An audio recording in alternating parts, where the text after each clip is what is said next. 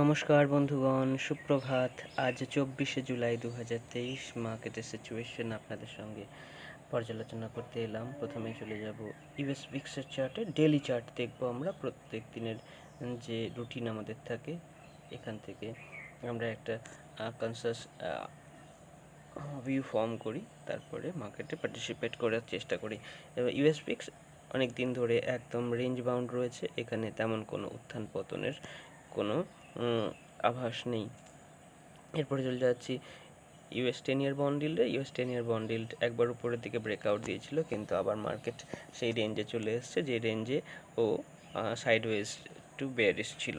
যাই হোক, এইখানে সাইডওয়েজ মোমেন্টাম আমরা দেখতে পাচ্ছি। এই রেঞ্জের মধ্যে 3.66 থেকে 3.84 এই লেভেলের মধ্যে মার্কেট ঘোরাফেরা করছে। ইউএস অয়েল কিন্তু একটা ব্রেকআউট দিয়ে দিয়েছে। আমরা এই লেভেলে যখন ব্রেকআউট হয়ে যায়, তারপরে আমরা যে অ্যাকুমুলেশন জোন ছিল সেই জোনে এলে আমরা মার্কেটে লং করার সিদ্ধান্ত নিয়েছিলাম 74.79। মার্কেট আবার 76.65 পৌঁছে গেছে। এরপরে চলে যাব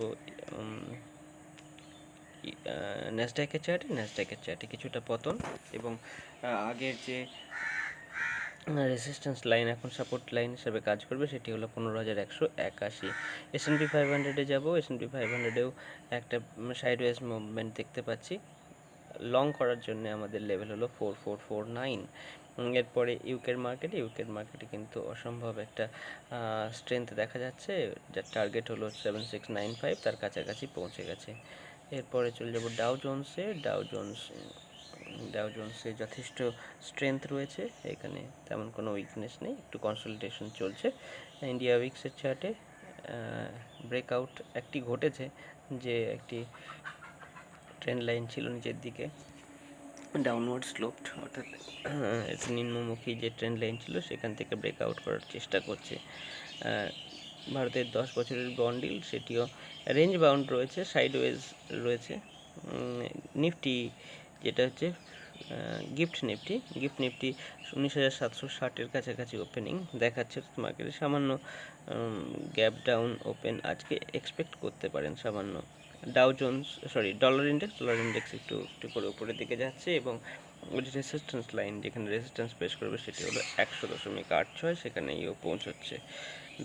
ইউএসডি আইএনআর কিন্তু ডলার ইন্ডেক্সের সঙ্গে সাহায্য রেখে নিচের দিকে আসতে পারেনি, আর ইউরো ইউএসডি কিন্তু সাহায্য রেখে উপরের দিকে গেছে। যেহেতু ডলার ইন্ডেক্স সামান্য স্ট্রং হচ্ছে, ইউরো ইউএসডি সামান্য উইক হয়ে ওর যে একটি আগের রেসিস্ট্যান্স এখন সাপোর্ট হিসেবে কাজ করবে, সেই লেভেলের কাছাকাছি পৌঁছচ্ছে 1.1 কাছাকাছি।